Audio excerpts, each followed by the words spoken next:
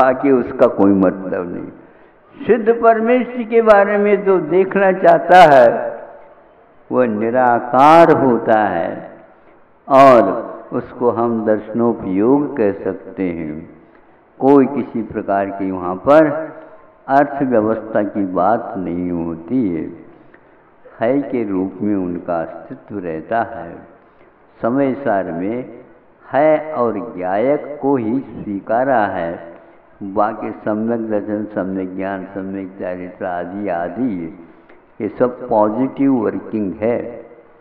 इसमें कुछ भी होता तो है, लेकिन राग द्वेष के कारण होने के कारण अथवा उपयोग में हलचली के कारण आचार्यों ने ज्ञान को एक प्रकार से दर्शन के समान बनाने का उपदेश दिया है।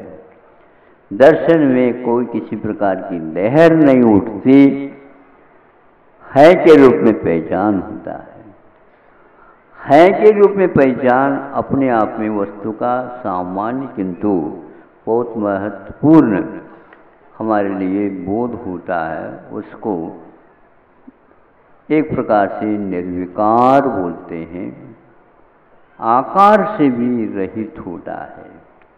जो ही हमारी निगाह में आकार आता है तो जिज्ञासा उत्पन्न होती है। निराकार के प्रति कोई जिज्ञासा उत्पन्न नहीं होती। अवग्रह के बाद तो यह होती है, दर्शनोपयोग के बाद अवग्रह, फिर बाद में यह होती, पहले यह नहीं होती। क्यों नहीं होती है? तो वहाँ पहले निर्विकार ही दिखेगा, फिर बाद में विकार के लिए आमंत्रण दिया जाना पड़ता है, तभी वह राग और द्वेष आदि आदि के रूप में हो जाता है। तो आप याद रखेंगे कि विधि परक और निषेध परक दो प्रकार के उपयोग में पहला जो होता है वह निषेध रूप में होता है, यानी क्या है इसका कोई भी यहाँ पर चित्रण नहीं है क्या नहीं? कुछ न कुछ तो है, लेकिन क्या है पूछते हैं तो ज्ञान के लिए आप पूछ रहे हो, इसलिए समय सार में ज्ञान की बात कम और दर्शन की बात बहुत मुख्य रूप से कहा।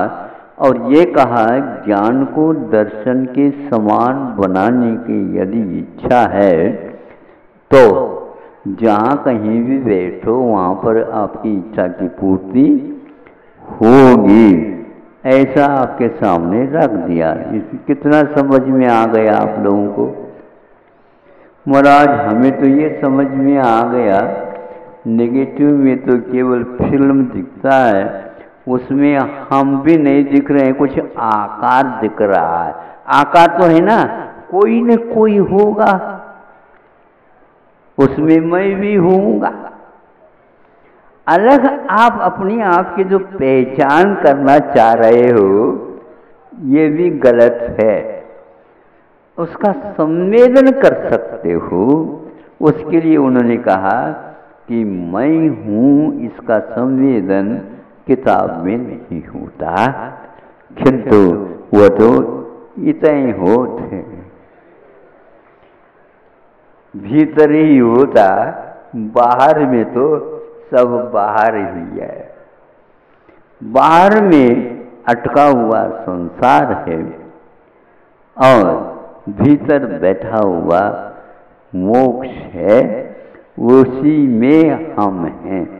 मोक्ष तत्व से भिन्न हम नहीं हैं, इसलिए उसी में हम हैं। आंखें बंद कर दो तो अच्छा है। कभी कभी कहते हैं महाराज अब तो आंखें बंद हो जाए तो बहुत अच्छा है, तो वहाँ के देखने के लिए हैं। मतलब यहाँ बोरियत हो गई, अथवा अब खाने में, पीने में, उठने में, बैठने में, देखने में कुछ भी तो नहीं हो रहा महाराज। ये सब लोग घर वाले हमने कमाया और वो खा रहे और हम तो देखत बैठे है। यही होता। तो इसलिए तो हम कह रहे हैं कि कोई बाहर झांको ही नहीं, यदि दिख जाए तो भी उससे पूछो ही नहीं, तो शांति के साथ बैठे रहोगे।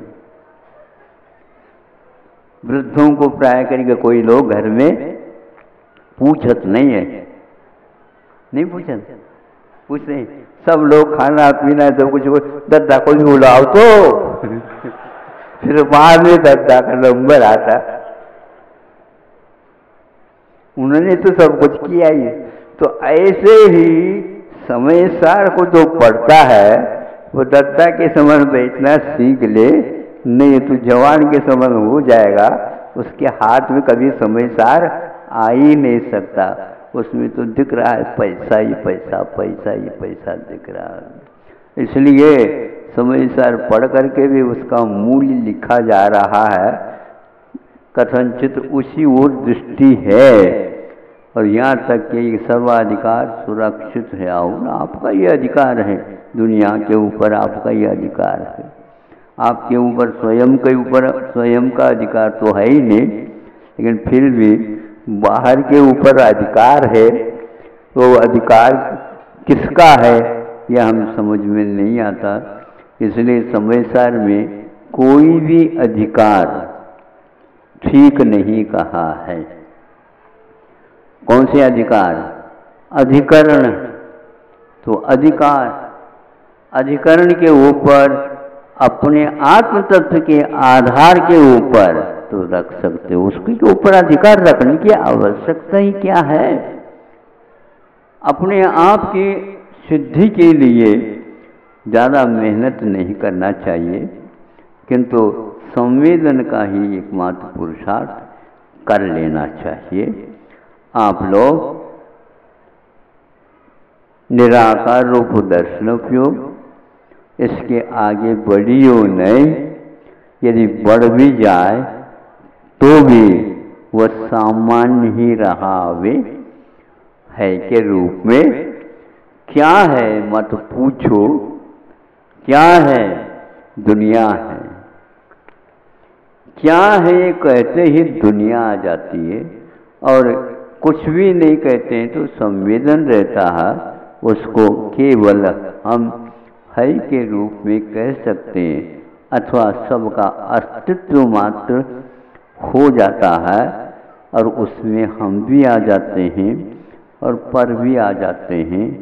एकमात्र है की पहचान ये समयसार है, गायक है, और सब कुछ विशेषण ये समयसार के लिए सिर दर्द है। अब सिर दर्द जो होता है ना, बहुत सारे दिमाग में चीज़ें आ जाती हैं ना, उस समय सिर दर्द होता, अथवा जो इष्ट होता है उसकी प्राप्ति नहीं होती है तो सिर दर्द सुबह सुबह भी होने लग जाता।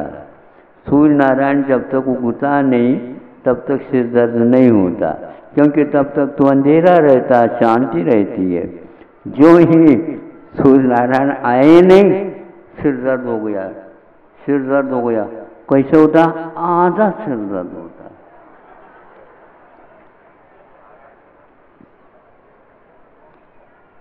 तो समयसार आधा है क्या? बोलो। इसका अर्थ यह है कि रात में निराकार नहीं समझे, दर्शनोपयोग हो गया, और दिन आते ही ज्ञानी ज्ञान, ज्ञानी ज्ञान, ज्ञानी ज्ञान, सारे बाधा दर्द के कारण हो जाते। वही भी आकर के रात में आपके पास बैठा तो कोई नहीं, शांति से बैठने दो उनको, शांति होने दो। मतलब वैरी के लिए भी आप कह रहे हैं शांति से बैठ, क्योंकि वैरी यह पहचान दिल में होता, रात में नहीं होता। इसलिए आप लोग अब कम से कम दिन की अपेक्षा से रात के अंदर शांत बैठे रहो। हाँ, वो अर्धनिशा का बोलते ना, वो तो पूजन के समय पर ही है। निशा में तो ठसाठस होता रहता है, कुछ नहीं। तो यह समयसार का भान एक प्रकार से हम भूल जाए द्वैत को और अद्वैत को एकमात्र दृष्टि में रखें तो कथनचित वह समय सार के पात्र बन सकता है, नहीं तो बन रहा है, जो बन रहा है बन रहा है। क्या बन रहा है? तो बन रहा है, बस बिगड़ रहा है क्या बन रहा है, यह भी पहचान उसको है ही नहीं। इसलिए आचार्य कहते हैं बिगड़ने का काम हम जब कभी भी बिगड़ते हैं, जिस किसी की वस्तु की पहचान करते हैं उसी समय करते हैं, अपने आप को छोड़ करके, वही बंध का कारण होता है। समय सार में निर्बंधता का वर्णन आता है, वह इसलिए अपने को छोड़ करके दूसरे किसी के बारे में जानना, यह भी एक प्रकार से विकल्प का कारण है। कई लोग पंच परमेष्टि को याद करने से ही विकल्प मानते हैं, उनको अभी याद ककहारा भी मालूम नहीं, वो किसी को भी याद करो तो वहाँ आपको विकल्प ही पैदा करेगा, आत्मा को छोड़ करके। और आत्मा कहते हो इसमें भी आपको आत्मा नहीं आई, मैंने आकार और त हलंत फिर माँ, यही है, और ये भी जड़ है, आपको बोध नहीं होगा। बांध बूंद करके रखिए समय सार, तब कहीं हम कह सकते हैं थोड़ी सी लाइन पर आप आ रहे हैं। समय आपका ज़्यादा हो रहा है, इतना ही पर्याप्त समझता हूँ कि आप दर्शनोपयोग के लिए जो उदाहरण दिया गया है उसको याद रखेंगे। हाई के लिए जो कहा गया था उसी को याद रखिए कि क्या है मत पूछो, तो उस दिमाग खराब कर देता है।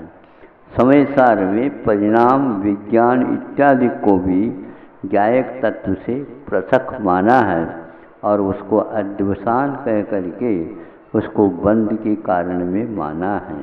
इसलिए पंच परमेष्टि को भूलने का एकमात्र ध्येय जो रखते हैं वे बालक से वे और नीचे के बालक हैं, उन्हें अभी अध्ययन नहीं हुआ, अध्ययन कर लेना चाहिए। अहिंसा परमो धर्म की। आचार्य गुरुवर श्री विद्यासागर जी महामुनिराज की। ओम नमः सिद्धेभ्यः। अहिंसा परमो धर्म की।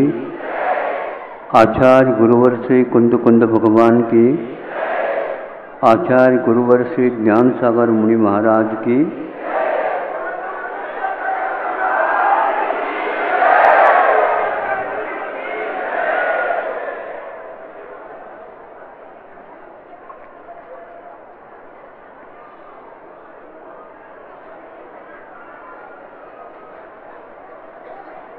कई लोगों को यह ज्ञात नहीं होगा कि लगातार